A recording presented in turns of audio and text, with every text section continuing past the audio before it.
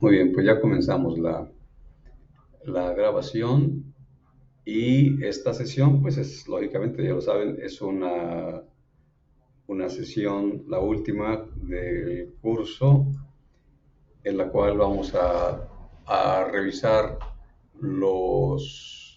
todos los temas y ciertos enunciados que van a servirnos para prepararse al examen final. Yo voy a comentarles todo esto para que ustedes vayan teniendo recuerdo y reafirmación de lo que ustedes mismos ya conocen y ya lo hicieron durante todo el curso. Y empezamos con la primera del enunciado que aquí tenemos, en la cual se nos comenta que la primera de las conferencias de Naciones Unidas fue realizada en Estocolmo, Suecia, en el año de 1972. Y la idea de esta conferencia fue revisar el medio humano. Nótese el concepto de aquellos años como medio humano. Al tiempo posterior cambió como cuestiones ambientales. O sea, se fue de un englobamiento general y enfocado en las personas hacia lo ambiental. Y esto de lo ambiental aún persiste. Pero esa conferencia, primera de todas, fue referida al medio humano, es decir, las personas eran importantes y el medio que ellas socialmente diseñaban y ambientalmente modificaban era importante. Entonces, en esta conferencia, dada la fecha, la intención era proteger, preservar y restaurar el medio ambiente, dado que había una crisis ambiental, aunque se llamó la conferencia sobre el medio humano. Entonces, y a partir de esa conferencia, ya entonces se desarrolló lo que llamamos el derecho internacional ambiental o derecho internacional en materia ambiental. Y bueno, como derecho que es, pues se va conformándose con instrumentos. Unos son de naturaleza declarativa, que no son vinculantes, son principios declarados, y otros sí son vinculantes, pero en principio fue declaraciones. Entonces, aquí nos dan, por ejemplo, dos instrumentos de manera declarativa, y esos instrumentos son, denme un segundo.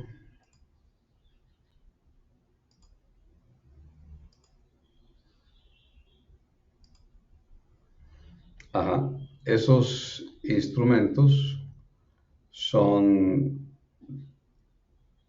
en concreto, la Carta de Derecho y Deberes Económicos de los Estados, y la otra son la Carta de la Naturaleza. Esos son los dos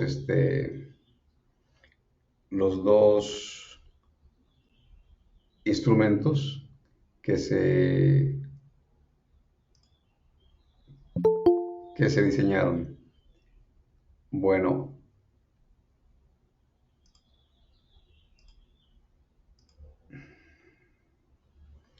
en el siguiente enunciado tenemos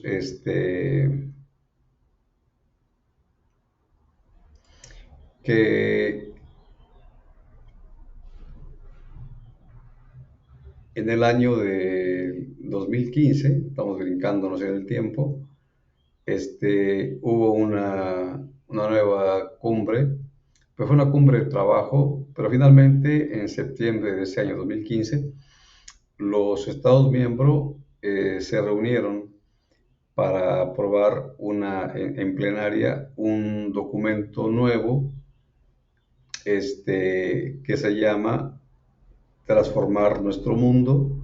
Concretamente se denomina la Agenda 2030 para Desarrollo Sustentable, y esta agenda entró en vigor al siguiente año, el primer día del mes, del 2016. Así que esta reunión de, de Naciones Unidas trajo como consecuencia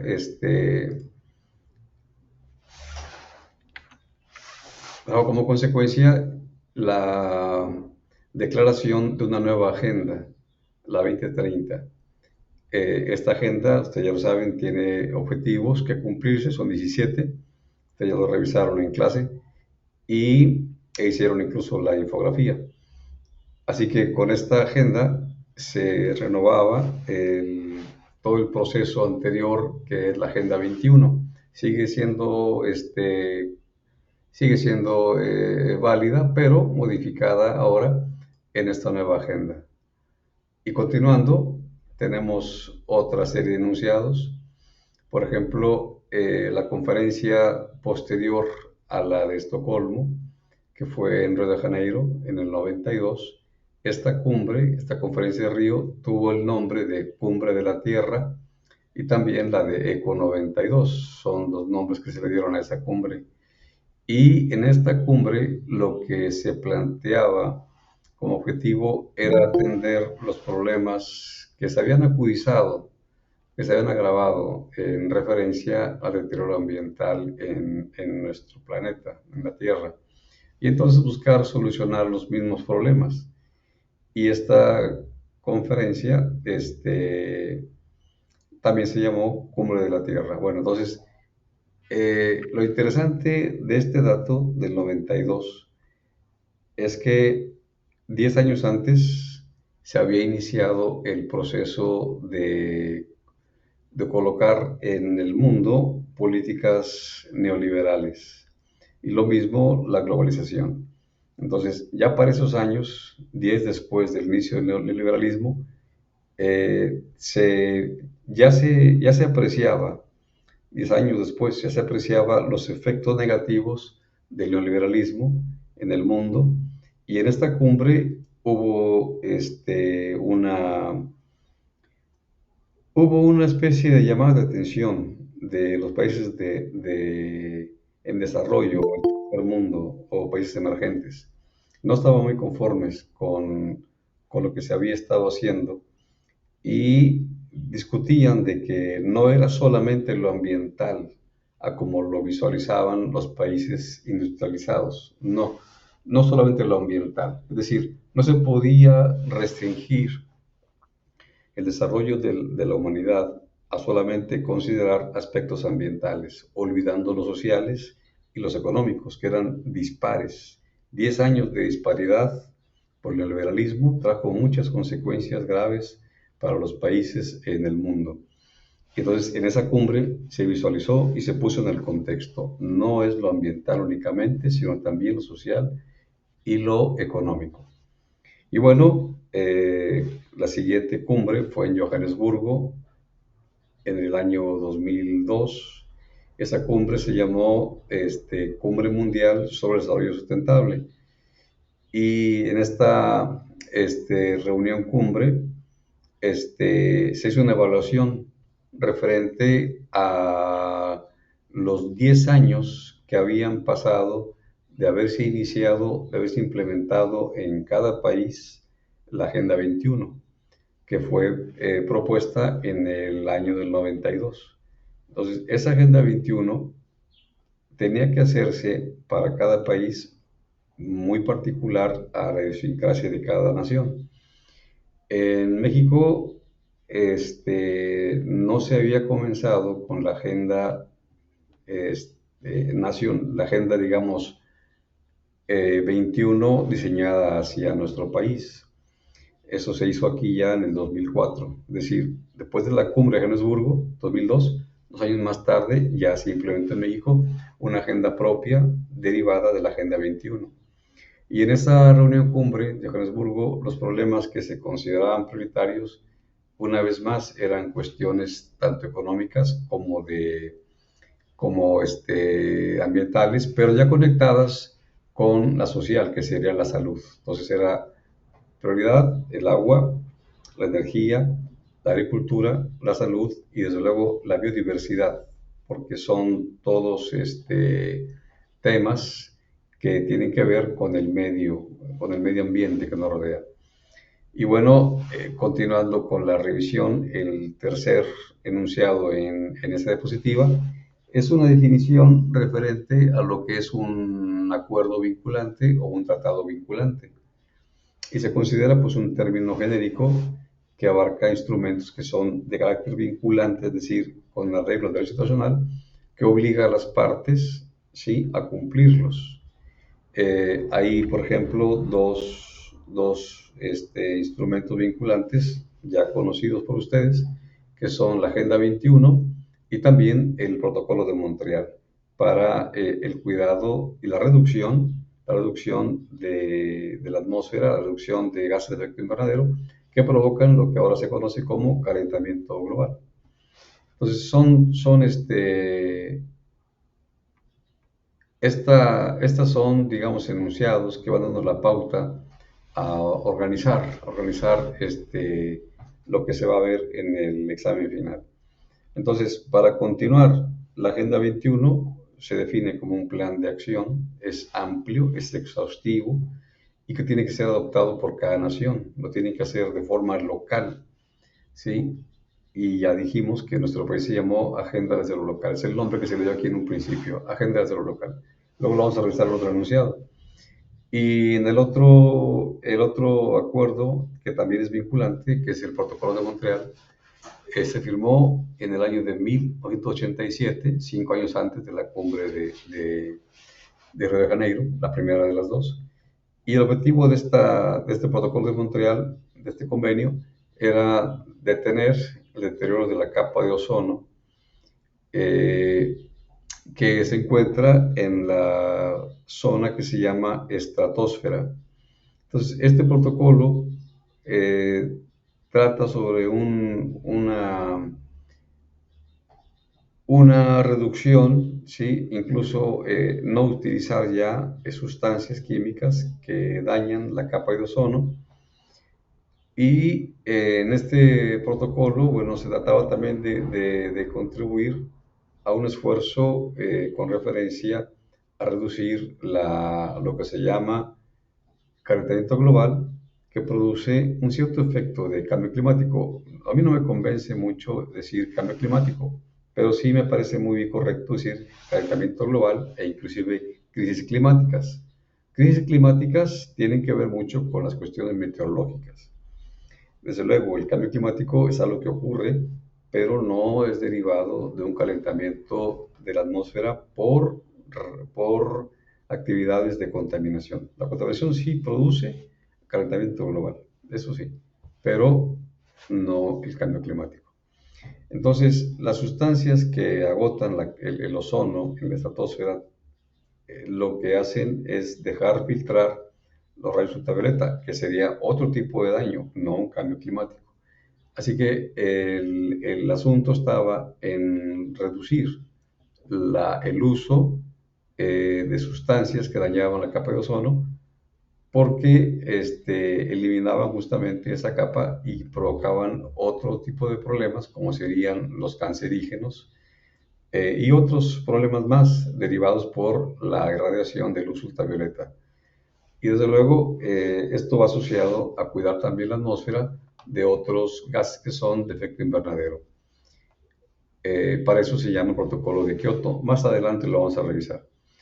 Pero ustedes ya conocen ese tema, porque lo vimos en la semana número, no recuerdo ahorita cuál fue, pero ya lo vimos.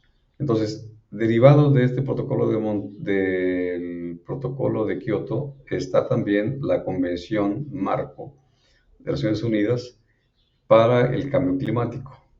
Esta fue una reunión en el año del 94, y el objetivo de esta reunión pues era alcanzar una reducción de las concentraciones de los gases que son y producen el efecto invernadero. Estamos hablando de dióxido de carbono y de metano como los más importantes. Desde luego que hay otros tres gases que son, se llaman gases,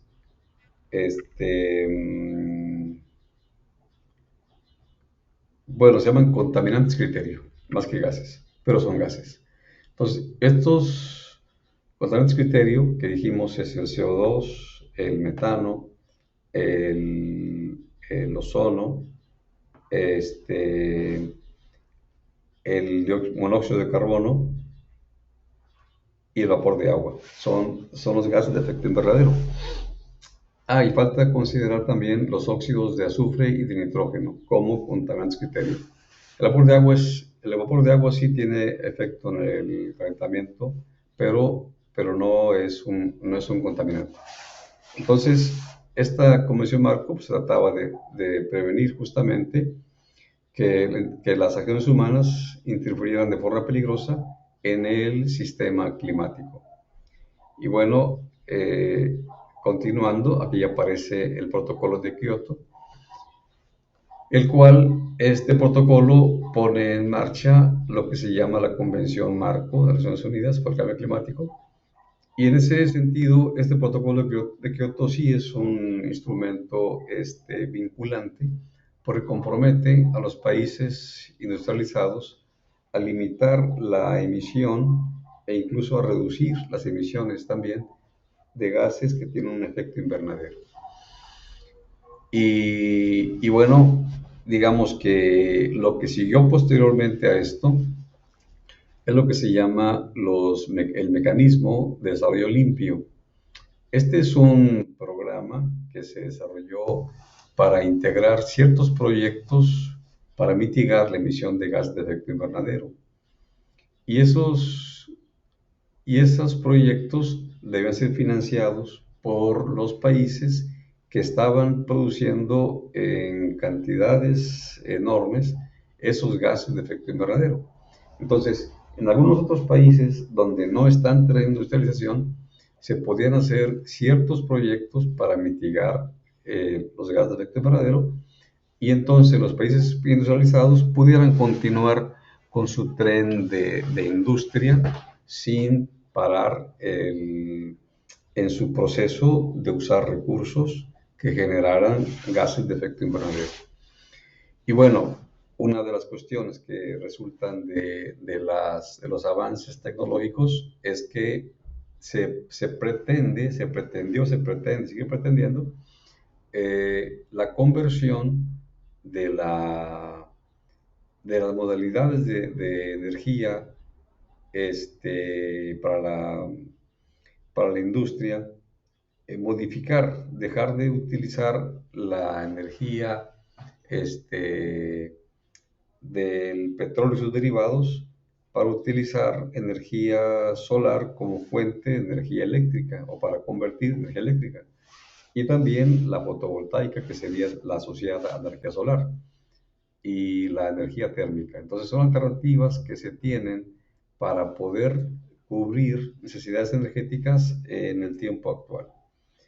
Y bueno, tenemos también que para nosotros considerar que en realidad estamos en un proceso de decir que el desarrollo es sustentable, hay que considerar que se deben de cumplir los componentes que integran justamente esta característica de sustentabilidad, que es el componente económico, el componente social, el componente ambiental. Cuando falta uno de los tres, no se puede decir que estemos en un proceso de ser sustentables.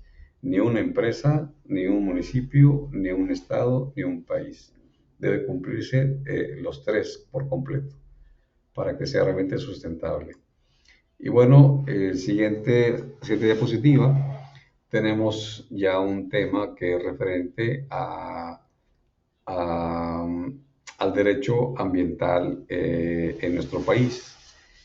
Mucho antes de las reuniones cumbres de Naciones Unidas, ya en México se había promulgado una ley, la ley forestal, que regulaba justamente el uso de los bosques, el uso de las selvas.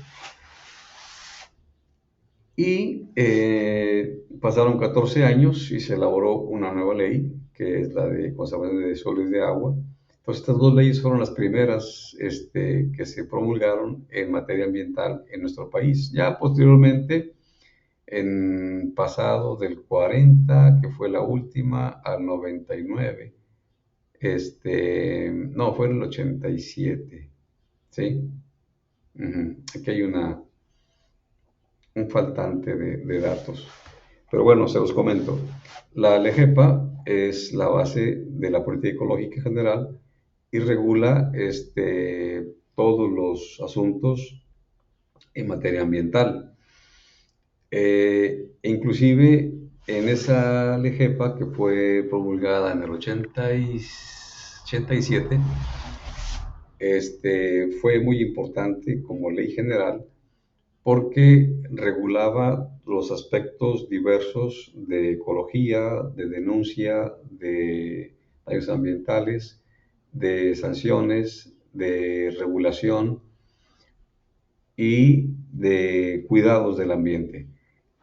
Y para efectos de esa ley, se agregó en el artículo 4 de la Constitución, en el párrafo 5, que había un nuevo derecho de los ciudadanos de vivir en un ambiente sano, bajo los principios de desarrollo sustentable. Entonces, el enunciado que se agregó fue: toda persona tiene derecho a un medio ambiente adecuado para su desarrollo y su bienestar.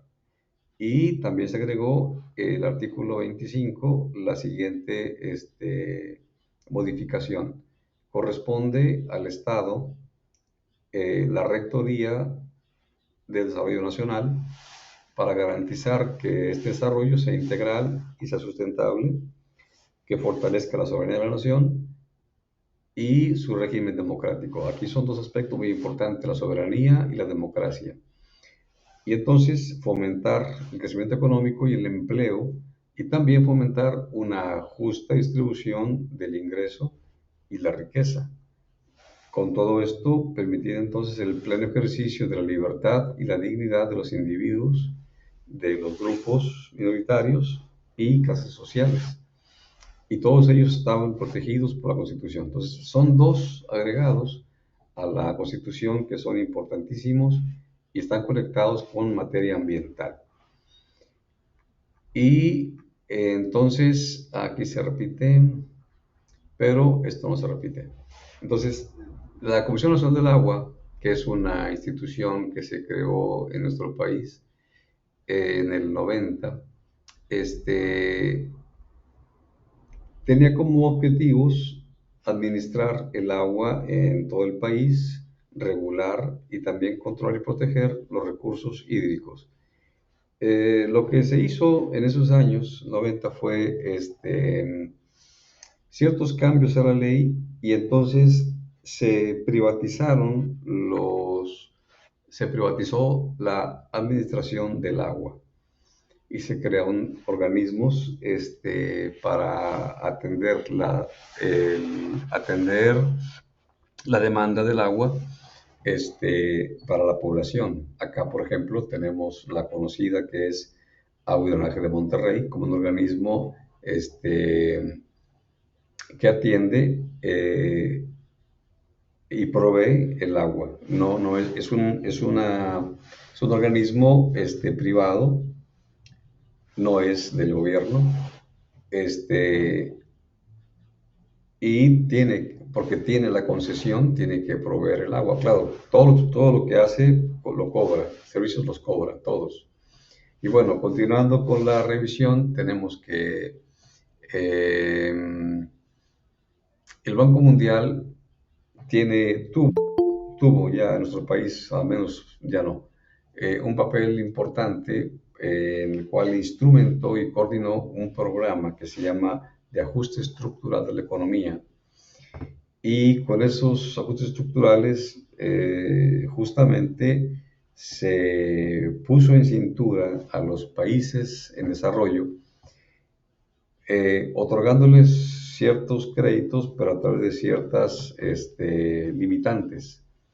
Es decir, cada país que quisiera incorporarse a un modelo sustentable tenía que tomar en consideración las reglas instrumentales del Banco Mundial, que no son más que, decirlo así, el neoliberalismo en pleno. ¿sí? Entonces, esos programas de ajuste estructural de la economía son exactamente lo opuesto a lo que nosotros conocemos como Plan Nacional de Desarrollo. Entonces, en el mundo, y claro, en México también, los gobiernos aceptaron estas propuestas a cambio justamente de recibir un financiamiento que es costoso, además de costoso, no tuvo el efecto suficiente, el impacto suficiente. Es decir, no se resolvió realmente nada. Muchos países quedaron más pobres que antes, incluyendo nuestro país. Y bueno, asociado con esto que ya comentó, hubo una economía de mercado, que es lo que llamamos nosotros globalización. Entonces, esa globalización y ese neoliberalismo fueron dos mecanismos que se convirtieron en un cierto modo de dominación económica y de control político en todos los países que aceptaron ese programa de ajuste estructural de la economía del Banco Mundial. Y bueno, para nuestro país fueron del año 82 al 2018, fueron 36 años en que en nuestro país sucedieron todas estas circunstancias derivadas de aceptar un programa intervencionista, un programa ajeno, externo, que no tiene nada que ver con nuestras propias necesidades. Ahora es diferente. Ahora estamos en un gobierno que sí tiene un plan nacional de desarrollo y en absoluto utiliza créditos del Banco Mundial ni del Fondo Monetario Internacional. Y bueno, continuando con la revisión y que tiene que ver con lo que decíamos, había el consenso de Washington tiene, o más bien el programa de ajuste estructural del Banco Mundial, asociado con lo que se unía el consenso de Washington, marcaba 10 puntos. Los primeros tres son estos: disciplina fiscal, ¿sí? Que no hubiera más déficit fiscal y un presupuesto balanceado. Esto es correcto, pero no se aplicó así. Y mucho menos porque todos los recursos fiscales que se captaban en el país no se distribuían, es decir, se le condonaban impuestos a empresas que eh, generaban más captación de impuestos, pero no los pagaban. Entonces, no hubo en sí tampoco una disciplina fiscal porque el gobierno era un gobierno que gastaba más de lo que podía ingresar. Inclusive había mucha corrupción y robos. Así es que esto, punto número uno, no se puede cumplir, no se cumplió en los gobiernos liberales. Y el punto número dos, que había que considerar que la inflación era un parámetro central de la economía, pues se tuvo como una especie de parámetro, ciertamente, pero a la vez se tuvo como una modalidad por la cual no se podían aumentar los salarios. Es decir, se sostuvo durante mucho tiempo que la inflación era impactada preferentemente por un aumento a los salarios. Así es que en absoluto hubo incremento al salario en esos años en nuestro país. Entonces nos quedamos atrás en el mundo en los salarios, por ejemplo, salarios mínimos. Y luego el tercer punto que aquí se menciona como algo que tenía que llevarse a cabo es priorizar el gasto público. Es decir, no podía haber programas sociales. Ustedes ya los conocen ahora, ya revisaron en el Internet cuáles son los programas sociales que hay en este gobierno. Y en aquellos años en absoluto podía priorizarse el recurso del gasto público. No. Entonces, revisando el siguiente enunciado, tenemos que, aparte del Banco Mundial y del FMI, se creó también una organización que se llama la OCDE o la OCDE, que es para la cooperación y desarrollo económicos. Pero igualmente esta organización, esta OCDE, lo mismo que la OMC, y la Comisión para Sustentable, son foros internacionales en donde se discutió ampliamente el impacto de la globalización sobre el medio ambiente. Pero son datos muy simples, ¿sí?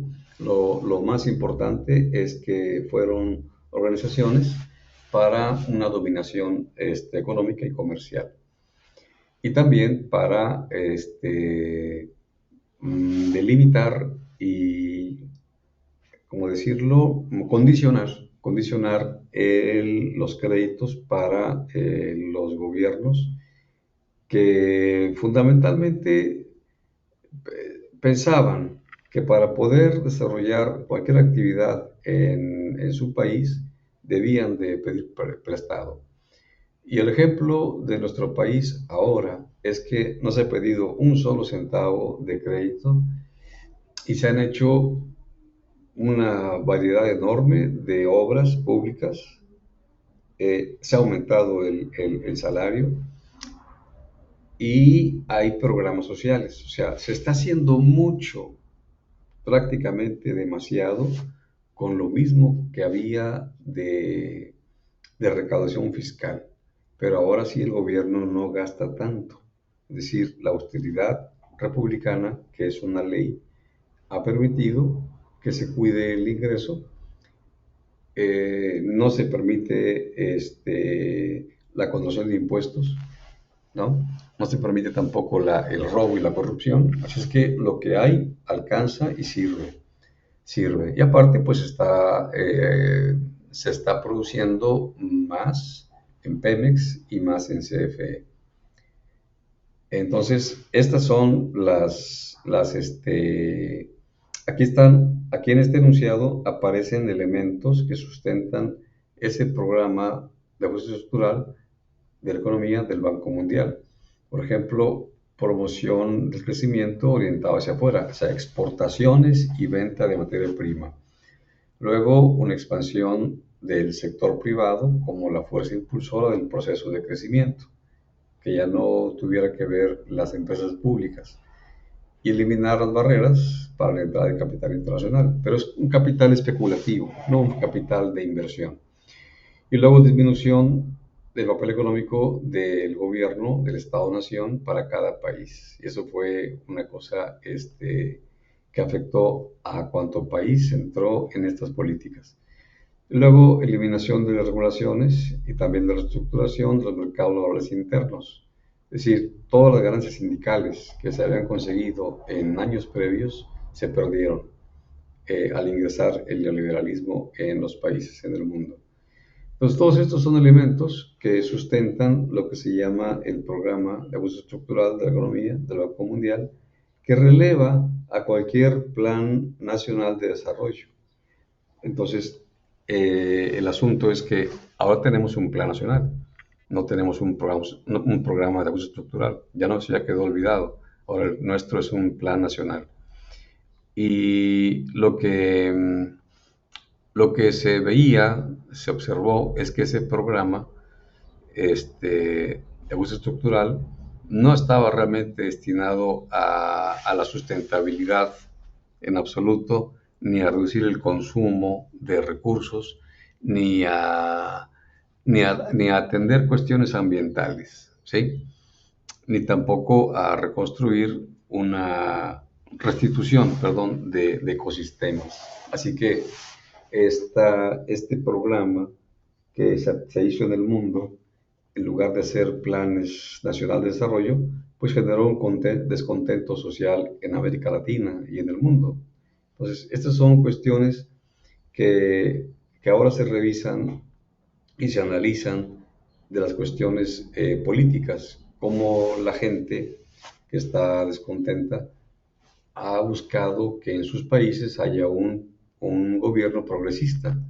En América Latina hubo varios, en México no se daba todavía, finalmente se empezó a dar aquí en el 18 y entonces ya a partir del 19 México es un país que está, vamos a decirlo así, a la vanguardia en América Latina,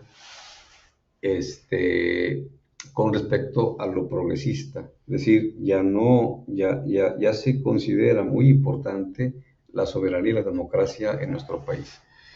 Y bueno, en el siguiente enunciado tenemos que el contexto internacional de desarrollo sustentable pues tiene que ver con todas las cumbres que se han llevado a cabo, ¿sí? Desde Estocolmo, Suecia, en el 72, luego en Río de Janeiro 92, en Johannesburgo 2002 y finalmente en Río de Janeiro 2012. Y ya fue la última en 2022, pero no se cuenta aquí porque todavía no era parte de la información.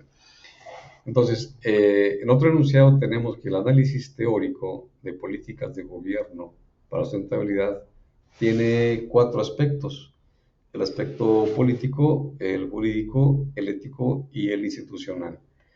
Son los cuatro aspectos de análisis teórico de las políticas para pensar en una migración a la sustentabilidad.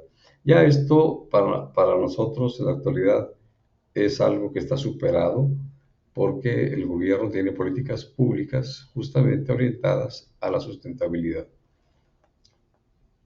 Y, y bueno, en el sentido de ese análisis teórico, tenemos que la gobernabilidad es un concepto que ustedes ya lo revisaron en el glosario, que está referido a que un pueblo, tanto tiene un gobierno como el pueblo mismo, están comandando todas las acciones para el desarrollo. Esa es la gobernabilidad, que el pueblo manda, el gobierno obedece, el gobierno comanda y el pueblo obedece, y esa es la gobernabilidad, que ambos, autoridades y personas, pueblos, sociedad, están atendiendo las cuestiones del desarrollo. Y bueno, en otro enunciado tenemos que la dimensión jurídica, hay dos tareas que se consideran que son sobresalientes y tiene que ver con la democracia. Es decir, tiene que haber democracia para la justicia ambiental.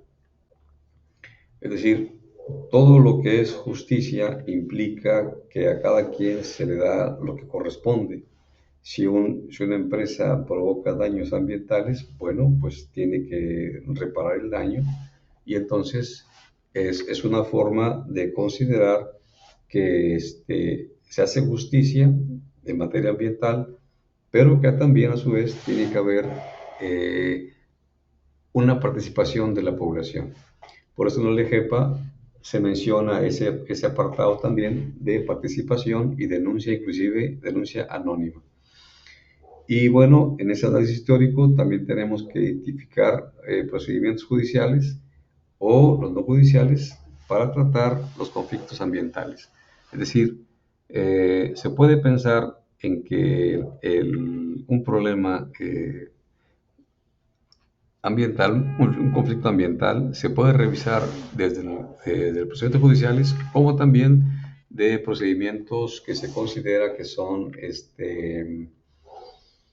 de conciliación antes de pasar a lo judicial. Y bueno, el otro análisis teórico de la dimensión ética, pues este análisis teórico considera la relación de la especie humana con la naturaleza y el medio global en el que se desarrolla. Es decir, nosotros como personas, como seres humanos, que sabemos que los recursos los ocupamos, que son naturales, que ahí están y están independientemente de nosotros, pero los podemos ocupar. Pero hay que ocuparlos cuidándolos. Es decir, un uso que se llama racional y también se llama sustentable. Es decir, no vamos a acabarnos el recurso. Sabemos que el recurso que puede ser no renovable, pues sí, puede terminarse. Es el caso del petróleo, por ejemplo. Pero no acabárselo en un tiempo menor, sino darle tiempo para que pueda rendirle a otras generaciones venideras. Y bueno, el último análisis, que sería el institucional, había que atender una estrategia integral que tuviera como fundamento una renovación de los instrumentos de la política. Y lógicamente que tiene que haber lo que ahora sí se tiene, que es una coordinación intersectorial y una coordinación también de los niveles de gobierno, federal, estatal y municipal. Entonces todo esto se tiene que revisar, pero tiene que haber una acción de parte del gobierno, tomar el liderazgo del gobierno y poder tener incluso una proyección internacional basada en que el pueblo participa, ¿sí? Y que se planea en función de los acuerdos que se tienen entre los actores sociales y actores económicos. Entonces, las políticas que se consideran que son económico y ambientales son básicamente cuatro. Tiene que ver con la energía o la energética, el turismo, la industria y la economía, y políticas de empleo y medio ambiente. Son entonces las cuatro principales políticas económicas ambientales que se tienen, que se revisaron, como el autor lo señalaba en su libro, para poder hacer una transición de una administración que no era sustentable a una que fuera sustentable. Desde luego, esto se planteó mucho antes de lo que ahora ya se conoce como los ODS 2030 de Naciones Unidas. Eso ya vienen a ser la nueva ruta y el relevo de todo lo anterior. Entonces, ya se revisó hace un momento, está duplicada, y tenemos el siguiente enunciado, que es que el Producto Interno Bruto, como parte de política económica ambiental, tiene que ver con el crecimiento económico de un país. Pero ese dato del PIB, digamos que sí es un dato económico y es importante, pero si la riqueza no se distribuye, no puede considerar que a un PIB más alto se relacione con un desarrollo social y humano igualmente más alto. Cuando el PIB es alto, pero la riqueza también se distribuye, se reducen las desigualdades y entonces estamos hablando de un desarrollo social y humano integrado a lo económico, o sea, social y humano, y luego lo económico y lo ambiental, todo integrado, para que realmente funcione como un indicador. Y luego la política de educación ambiental, ¿sí? Igualmente junto con la de salud, con la de población y medio ambiente, y la de participación ciudadana, son todas estas políticas que están integradas dentro de lo que se llaman políticas de desarrollo social. Entonces es muy importante que nosotros tengamos muy en cuenta que todas las políticas que se establecen en el país para poder dar atención a la ciudadanía son denominadas políticas públicas y tienen que ver con desarrollo social, con cuidado de salud, con crecimiento poblacional, ¿sí? Y también lo mismo de migración. Entonces son políticas que se tienen que considerar para establecer que estamos en un proceso realmente de desarrollo social. Ahora, en otro sentido, tenemos también que territorialmente, políticamente, es a nivel municipal donde están las soluciones a los problemas concretos de gestión ambiental municipal. Entonces, la propuesta que tuvo el autor del libro en aquellos años era considerar la viabilidad de desarrollar ya para nuestro país la Agenda 21. Él planteó el concepto de Agenda 21 mexicana y planteaba que ese nombre de esa agenda tenía que articularse desde el presidente de la República. Evidentemente que eso no es algo conveniente ni deseable, porque nosotros, el presidente es solamente una parte del poder, es decir, el Ejecutivo es una parte del poder y hay otros dos poderes más.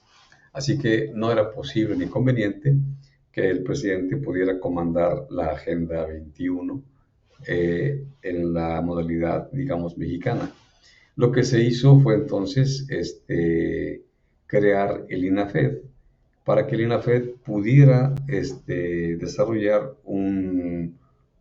esa Agenda 21 hecha para México.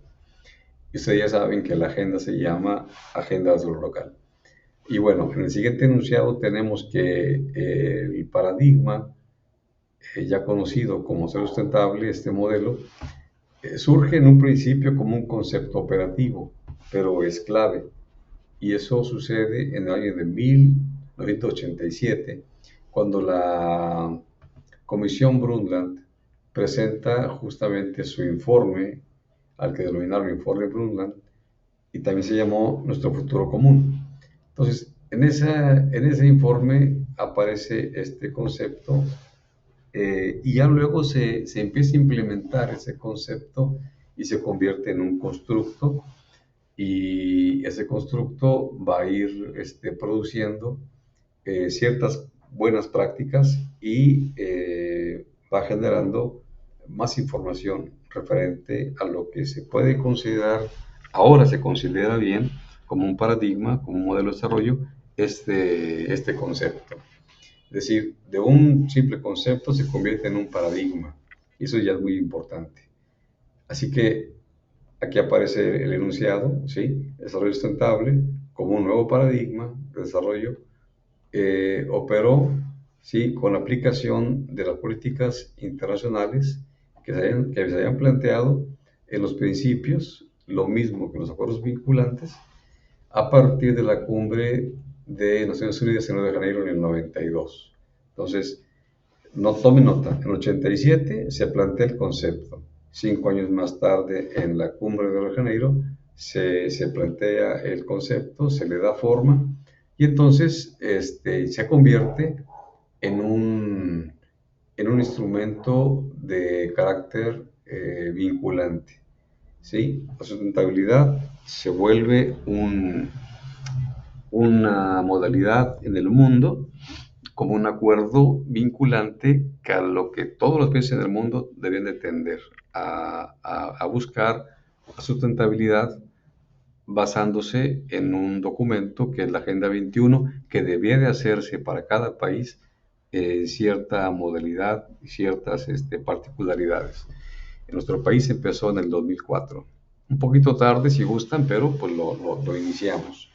Entonces, en el proceso histórico internacional, en lo que es materia ambiental, Naciones Unidas propuso esta Agenda 21 en el año 92 y la idea era que ese documento pudiera guiar a cada país en orientar su desarrollo hacia ese modelo que era sustentabilidad. Lógicamente que en un principio para México se empezó un poco tarde, pero finalmente se logró. Así que la Agenda 21 ya aplicada en nuestro país fue en el 2004. Este 2004 al 2013 se implementó bajo el nombre que se llama Programa Agenda desde lo local. Y ya posteriormente, en el siguiente sexenio, se modificó el nombre y se llama ahora Programa Agenda para el Desarrollo Municipal. Y tiene dos modalidades de revisión. Uno es a nivel de ciudad cualquiera y otro a nivel de capital. Es decir, municipios no capital y municipios capital. Tienen una diferenciación en la revisión de las dimensiones de la sustentabilidad en el programa Agenda para el Municipal. Y bueno, ya comentamos en un principio que en este año 2016 ya se incorporó una nueva ruta denominada 17 Objetivos de Desarrollo Sustentable 2030 Naciones Unidas. Entonces, con este nuevo nombre se le difunde ahora a lo que se considera como la Agenda 21. ¿Sí? Aunque ya con una diferencia muy puntual, ¿sí? Ya se establecen objetivos, ya no se habla nada más de indicadores que nos muestren si es sustentable o si no. No, ahora ya hablamos de objetivos concretos para determinar la sustentabilidad y encaminarse hacia ese rumbo. Entonces, ya esto lo comentamos hace unos enunciados previos, de que la entrada en vigor de ese documento fue en el 2016, en enero 1. Y bueno, como parte de ese proceso en nuestro país hubo dos instituciones, una se llama el CNEM y otra el CENAMUD, que son instituciones antecedentes a lo que ahora se llama INAFED, ¿sí? Y el INAFED entonces se creó en el 2002 y el CENAMUD en los 90 y el CENEM en los 80. Entonces, los componentes económico, social y ambiental, ya ustedes lo saben, son las tres dimensiones de lo que denominamos el paradigma de desarrollo sustentable. Y el caso de UNAFED, como aquí se menciona, es un modelo federal que es el responsable tanto de formular como de conducir y de evaluar las acciones y las políticas de la administración pública federal en materia de federalismo, descentralización y desarrollo municipal. Entonces, este INAFED sigue siendo un instituto vigente, trabaja justamente para la soberanía municipal y los gobiernos estatales. Y desde luego lo que sería el ámbito federal. Entonces, en esta lámina hay más información un poco más ampliada referente a esa nueva agenda denominada 17 objetivos, o más bien, podemos decirlo, los ODS 30 de Naciones Unidas. Entonces, en este caso, los objetivos de este documento tienen también metas específicas. Y esos objetivos y esas metas deben de irse cumpliendo ya para que en 15 años ya todos los países estén realmente cumpliéndolos y tengan cinco aspectos. Primer aspecto, que las personas son las favorecidas cuando un gobierno implementa este plan de acción. Segundo punto, que hay prosperidad para todos. Tercer punto, que tiene que haber cuidado ambiental de nuestro planeta. El cuarto punto es que tiene que haber alianzas entre gobiernos para alcanzar el desarrollo sustentable. Y el quinto punto es que tiene que haber paz y soberanía en las naciones para que exista realmente sustentabilidad. Si no, no podría haberla. Y todo esto de este nuevo programa tenía que haberse implementado a partir de 2016. Nosotros tenemos ya, a ver, 2016, 17, 18, 19, 20, 21, 22 cumplidos. Tenemos 7 años de haberse incorporado a esta modalidad. Y muy concretamente en este sexenio se está haciendo todos los programas sociales y proyectos de gobierno están muy bien vinculados a los objetivos de Naciones Unidas. Es decir, México está cumpliendo perfectamente con todas estas iniciativas que son, a la verdad, son vinculantes. Y sucede que lo vinculatorio en nuestro país adquiere la categoría equivalente a la que tiene la Constitución política.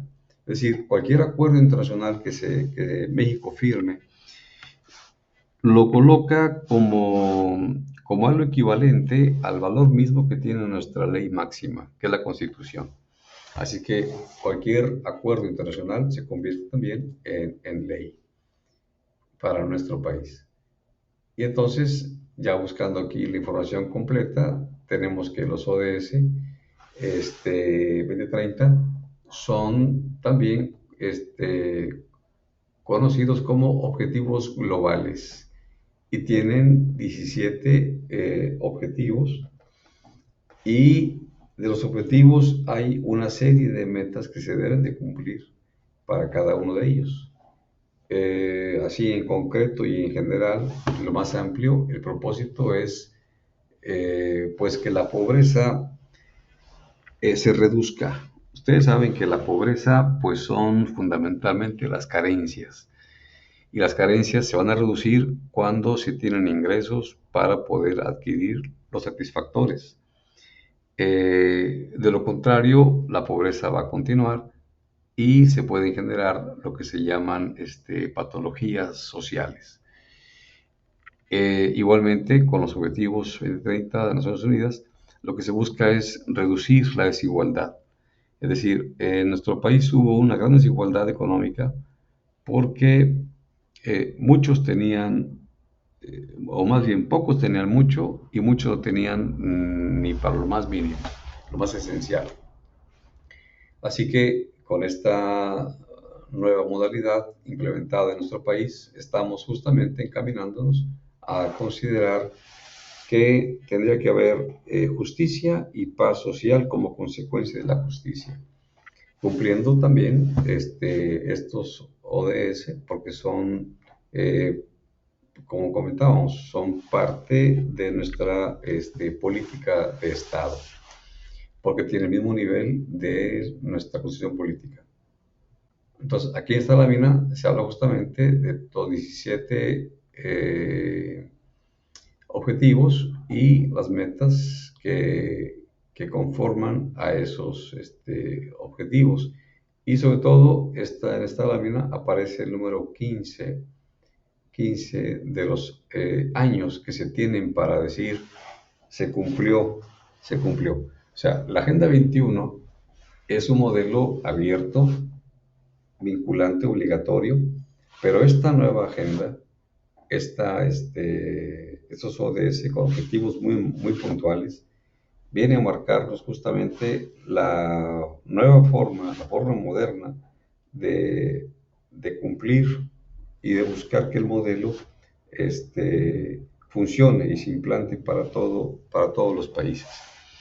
Nosotros vamos bien. En el año pasado, en 2022, hubo la siguiente cumbre de Naciones Unidas en Estocolmo, Suecia. México participó y llevaron a esa cumbre los éxitos que se están llevando a cabo a través de implementar estos objetivos en el gobierno actual. Y bueno, continuando con la revisión, vamos a ver. No, esta sería la última de las diapositivas.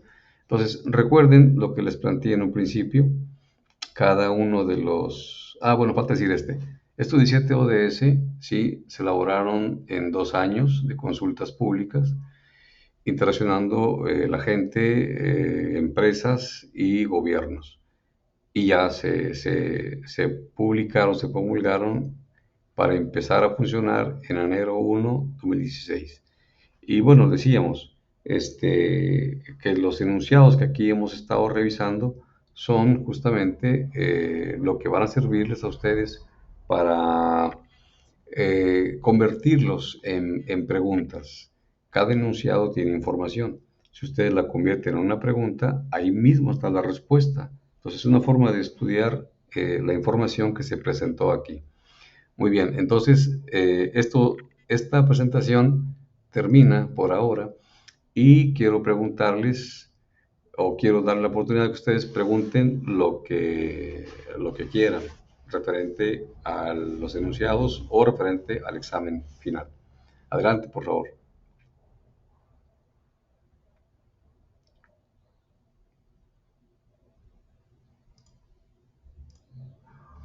¿Quién tiene alguna pregunta que formular?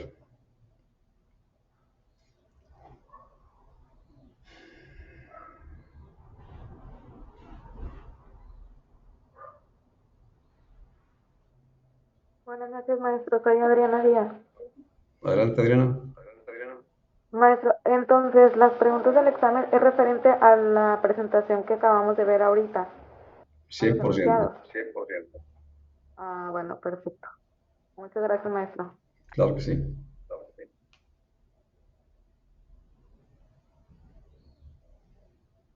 Sí, bonita. Para servirles. Para servirles en ese apoyo. Ok.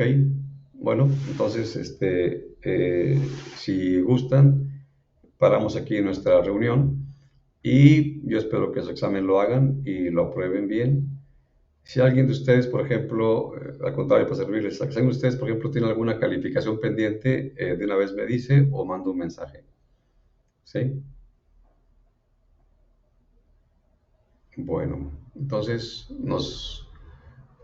ya no nos veremos de nueva cuenta porque fue nuestra última reunión, pero espero que sigan adelante en sus siguientes 8 tetramestres, que se van a ir muy rápido. Este fue rápido. ¿Ah? ¿Qué les pareció este tetramestre? Rápido, ¿no? ¿O fue muy lento para ustedes? Fue pesado, muy cargado. Alguien que me diga, ¿qué le pareció el tetramestre? No la materia, no el tetramestre. Sus 6 materias. ¿Alguien quiere comentar algo?